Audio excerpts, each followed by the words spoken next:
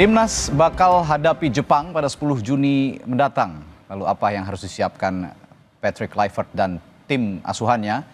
Di Timnas Indonesia kita akan bahas bersama mantan striker Timnas Perry Sandria dan pengamat sepak bola Erwin Fitriansyah. Selamat malam Bang Perry dan Bung Erwin.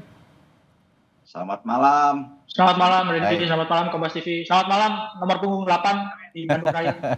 Oke, saya nanya dulu sama legend kita, mantan striker Timnas kita nih dulu.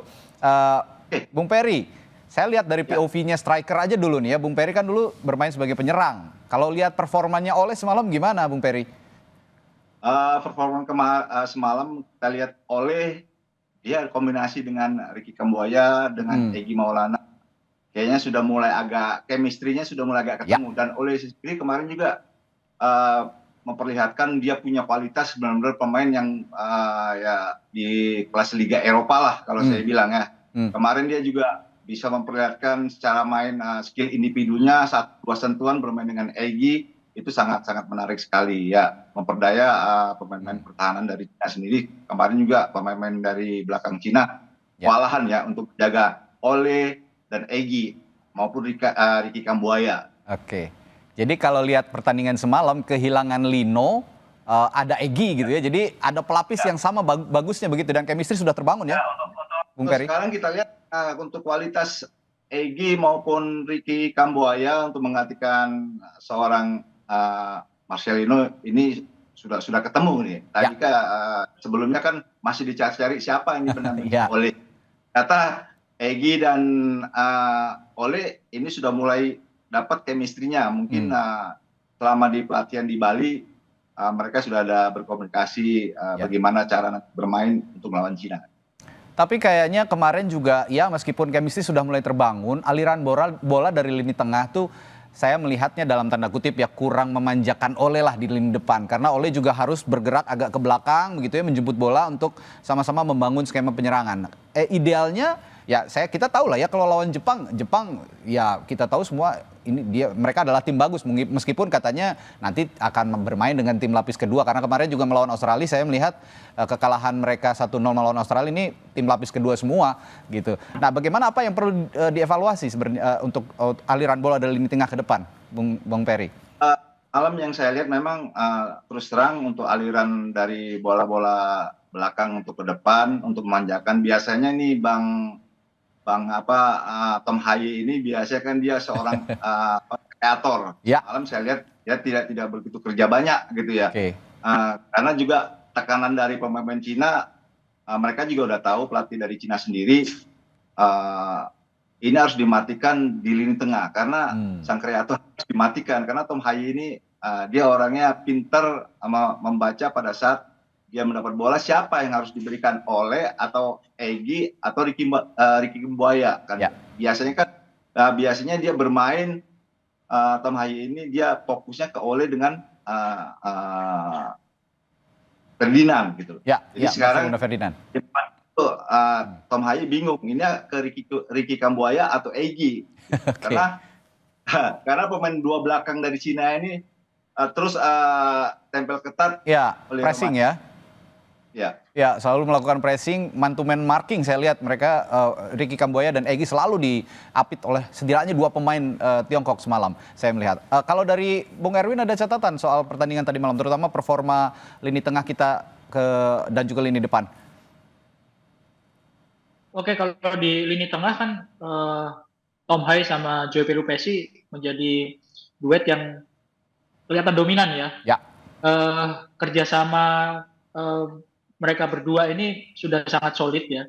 Cuma memang PR-nya ketika melakukan serangan, terutama di dalam kotak penalti. Ya. Di dalam kotak penalti itu kan penuh dengan pemain China dan kelihatan agak kesulitan ya dalam momen seperti itu, baik Oleh ataupun Egy ataupun Ricky Kambuaya.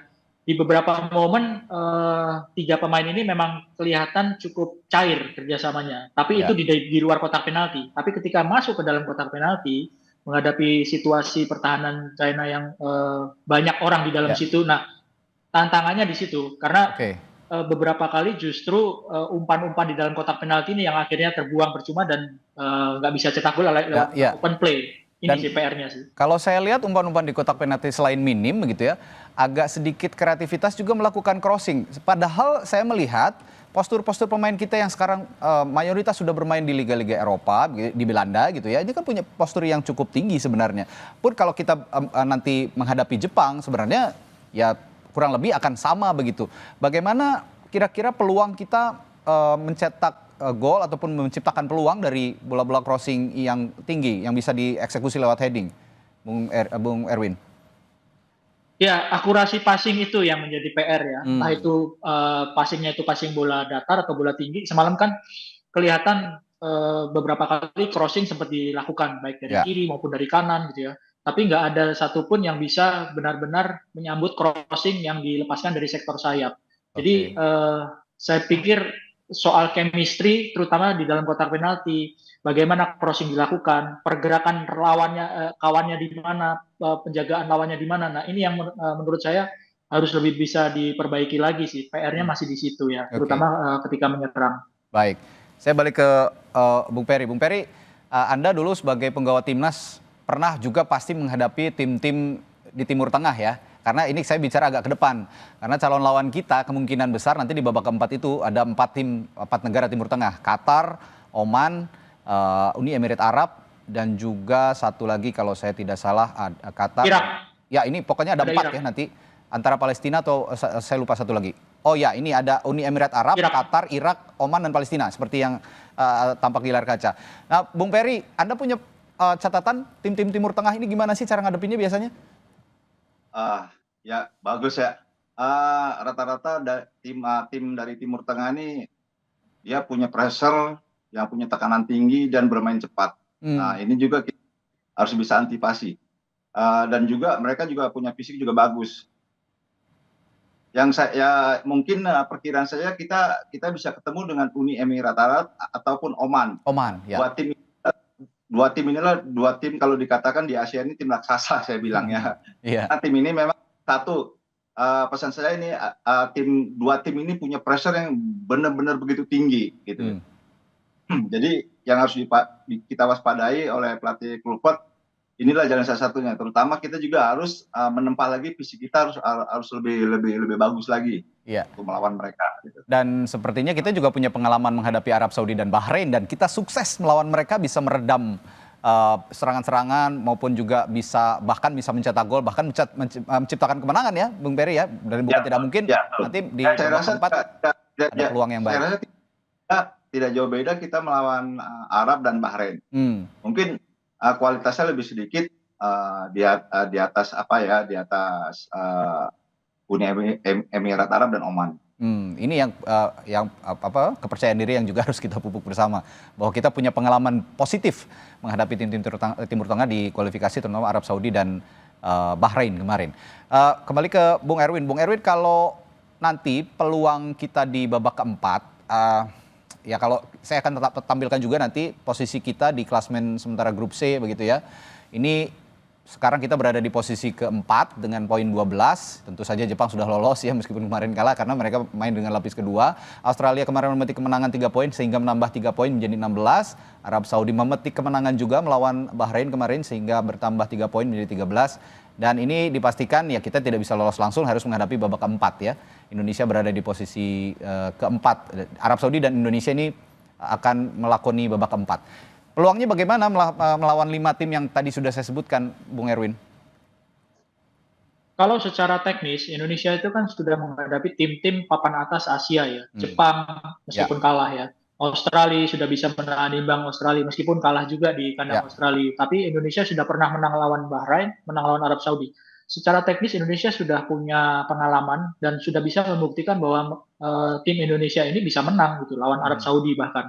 Arab Saudi itu nggak bisa menang lawan Indonesia. 2 kali main, 1 kali seri di sana, 1 kali di Indonesia. Tapi untuk menghadapi tim-tim Asia Barat, kalau misalnya Indonesia nggak menjadi tuan rumah, seandainya yang jadi tuan rumah itu entah itu Qatar atau UEA, yang harus diwaspadai adalah faktor non teknis. Ya, faktor non teknis ini sudah berkali-kali dihadapi oleh tim Indonesia, entah itu dengan supporternya, entah itu dengan pelayanan panitianya, entah itu Saya dengan sebenarnya, perilaku maaf pemainnya. Bung Erwin, Ya. saya sebenarnya tahu arah pembicaraan Anda kemana nih. Kalau untuk urusan Qatar sama UAE, mereka punya otoritas lebih untuk menyelenggarakan pertandingan, terutama AFC ada di Qatar ya, Bung Erwin ya. Ya, itu kan fakta yang tidak bisa kita hindari gitu ya. Jadi memang sekali lagi faktor non teknis ini menjadi salah satu hal yang tidak kalah pentingnya dibandingkan dengan faktor teknis ketika menghadapi tim-tim asal Asia Barat.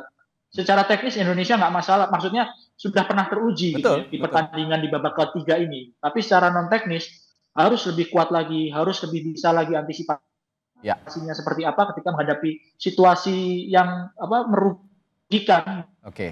Ketika bertanding gitu ya, nggak cuma ketika bertanding, sudah sampai di sana ketika bertanding, ketika sudah selesai bertanding itu kan di home turnamen ya, harus 2 kali main di home turnamen. Baik, dan nanti pertandingan melawan Jepang pada 10 Juni ya juga harus jadi ajang bukan hanya latihan tapi keseriusan juga untuk bisa memadukan tim sepertinya untuk menghadapi babak keempat nanti. Meskipun pertandingan sudah tidak berpengaruh di grup C, tapi saya yakin lawan Jepang ini bisa jadi titik balik chemistry yang dibangun oleh timnas kita menghadapi babak keempat kualifikasi Piala Dunia di 2026 di zona Asia. Baik, terima kasih Bung Erwin Fitriansyah dan juga Bung Peri Sandria telah berbagi informasi dan perspektifnya di Sapa Indonesia Malam. Sampai jumpa lagi, selamat malam.